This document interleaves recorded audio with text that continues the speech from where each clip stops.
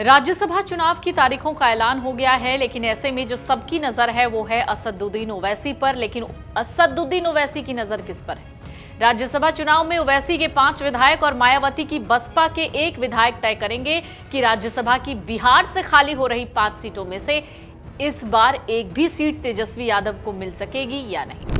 अगर बसपा और एआईएमआईएम यानी ओवैसी और मायावती के विधायक आरजेडी को समर्थन नहीं देंगे तो लालू यादव की पार्टी एक भी उम्मीदवार को जीत नहीं दिला पाएगी। दरअसल बिहार में राज्यसभा की एक सीट के लिए 41 विधायकों का वोट जरूरी है। बिहार के 243 सदस्यीय विधानसभा में एनडीए के कुल 202 विधायक हैं। ऐसे में एनडीए की 4 सीट पर जीत तय मानी जा रही है, जबकि महागठबंधन के पास कुल 35 विधायक हैं।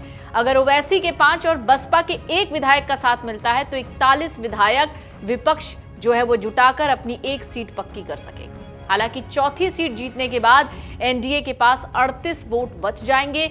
इस तरह 5वीं सीट के लिए एनडीए को सिर्फ 3 अतिरिक्त वोट का जुगाड़ करना होगा। ऐसे में 5वीं सीट की लड़ाई बहुत दिलचस्प होगी। बिहार की 5 राज्यसभा सीटों पर चुनाव की घोषणा हो गई। इसके साथ ही बिहार की सियासी पार्टियों में हलचल है। वर्तमान में 5 में से 3 सीटें सत्तारूढ़ एनडीए के पास हैं, जबकि 2 सीटें लालू यादव की पार्टी राष्ट्रीय जनता दल यानी आरजेडी के पास है। माना जा रहा है एनडीए 4 सीटों पर आसानी से कब्जा जमा सकता है। हालांकि 1 सीट पर संख्या बल के हिसाब से मामला फंस जाएगा।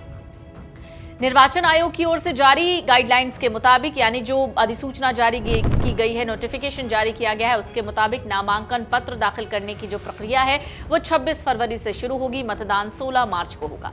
बिहार की खाली हो रही 5 राज्यसभा सीटों में से 2 सीटें मुख्यमंत्री नीतीश कुमार की पार्टी जेडीयू यानी जनता दल यूनाइटेड की है। जेडीयू के दोनों मौजूदा राज्यसभा सांसद, केंद्रीय मंत्री और भारत रत्न कर्पूरी ठाकुर के बेटे रामनाथ ठाकुर और राज्यसभा के उपसभापति हरिवंश नारायण सिंह लगातार दूसरे कार्यकाल में हैं। इस बार इन दोनों का राज्यसभा जाने पर संदेह है, क्योंकि नीतीश कुमार किसी भी नेता को लगातार 2 बार से ज्यादा राज्यसभा नहीं भेजते। नीतीश कुमार ने ऐसा जेडीयू के पूर्व राष्ट्रीय अध्यक्ष आरसीपी सिंह के वक्त पर भी किया था। आरसीपी सिंह के राज्यसभा के 2 कार्यकाल हो गए थे। इसके बाद तीसरी बार राज्यसभा भेजने से नीतीश ने इनकार कर दिया। हालांकि उस समय आरसीपी सिंह के साथ नीतीश के रिश्ते में थोड़ी खटास पड़नी शुरू हो गई थी। इसके बाद उन्हें केंद्रीय मंत्रिमंडल से इस्तीफा देना पड़ गया था। पार्टी ने उस समय ये तर्क दिया था कि लगातार 2 से ज्यादा कार्यकाल के लिए किसी को राज्यसभा नहीं भेजना हमारी नीति है। हालांकि इस बार अपवाद किया जाएगा या नहीं, एक्सेप्शन मिलेगा या नहीं, इस पर पार्टी अभी चुप है, क्योंकि नीति का पालन करने पर दोनों मौजूदा सांसद अपने संवैधानिक पद खो देंगे। हालांकि संख्या बल के हिसाब से जेडीयू अपनी दोनों सीटें बरकरार रखेगी। एनडीए की खाली हो रही तीसरी सीट उपेंद्र कुशवाहा की है। उपेंद्र कुशवाहा 2025 में बीजेपी के समर्थन से उपचुनाव में राज्यसभा पहुंचे। ये उपचुनाव विवेक ठाकुर के लोकसभा के लिए चुने जाने के बाद हुआ था। हालांकि कुशवाहा की राष्ट्रीय लोक मोर्चा एनडीए की अहम सहयोगी पार्टी है, लेकिन एनडीए के सूत्र मानते हैं कि इस बार उपेंद्र कुशवाहा को बीजेपी राज्यसभा नहीं भेजेगी। कुशवाहा को एनडीए के साथ का पर्याप्त राजनीतिक लाभ मिल चुका है। बिहार सरकार में उनके बेटे हैं दीपक प्रकाश, जिनको विधायक या विधान परिषद सदस्य न होते हुए भी मंत्री बनाया गया। बिहार की 243 सदस्यीय विधानसभा में उपेंद्र कुशवाहा की पार्टी के पास केवल 4 विधायक हैं, जिनमें उनकी पत्नी स्नेहलता भी हैं। ऐसे में उन्हें जेडीयू और बीजेपी जैसे बड़े सहयोगियों के समर्थन पर ही कुशवाहा को निर्भर रहना होगा। बिहार की बाकी 2 सीटें लालू यादव की आरजेडी के पास हैं। आरजेडी के एक राज्यसभा सदस्य प्रेमचंद गुप्ता हैं, जो लालू यादव के करीबी हैं। गुप्ता लगातार 5वें कार्यकाल में हैं। दूसरी सीट पटना के कारोबारी अमरिंदरधारी सिंह हैं, जिनकी भूमियार जाति के मतदाताओं में मजबूत पकड़ है।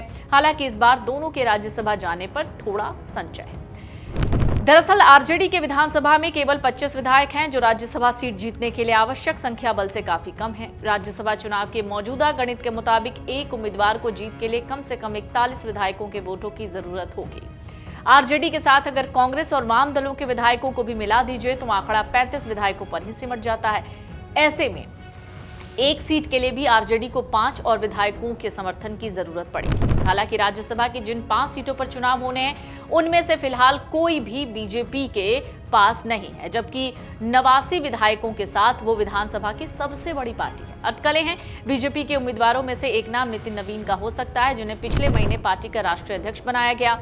नितिन नवीन ने राष्ट्रीय कार्यकारी अध्यक्ष बनने के बाद दिसंबर में नीतीश कुमार मंत्रिमंडल से इस्तीफा दे दिया था, लेकिन वो अभी भी बांकीपुर विधानसभा सीट से विधायक हैं। माना जा रहा है नई जिम्मेदारियों को देखते हुए वो अपनी सीट छोड़ सकते हैं, हालांकि इस पर भी संशय है। राज्यसभा के चुनाव में असदुद्दीन ओवैसी की पार्टी के 5 विधायकों के रुख पर विपक्षी उम्मीदवार की हार जीत निर्भर करती है। अगर ओवैसी की पार्टी एआईएमआईएम के 5 सदस्यों ने आरजेडी का साथ दे दिया तो विधायकों की संख्या हो जाएगी 39। बसपा के एक और आईआईपी के आईपी गुप्ता अकेले विधायक हैं। इन सब को जोड़कर विपक्षी विधायकों की संख्या 41 हो जाती है। प्रावधान के मुताबिक एक सीट की जीत के लिए जो प्रथम वरीयता है उसके कम से कम 40 मतों की जरूरत होगी। इस चुनाव में सबसे ज्यादा चर्चा ओवैसी की पार्टी एआईएमआईएम को लेकर है। अगर उनके 5 विधायक विपक्ष के साथ आते हैं तो समीकरण सीधे मुकाबले में बदल जाएगा। बसपा और छोटे छोटे जो दल हैं उनका भी समर्थन निर्णायक साबित हो सकता है, क्योंकि एक सीट जीतने के लिए कम से कम 41 मत जरूरी होंगे।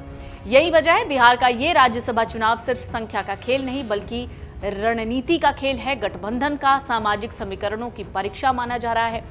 4 सीटों पर तस्वीर तो साफ है, लेकिन 5वीं सीट गेम कर देगी।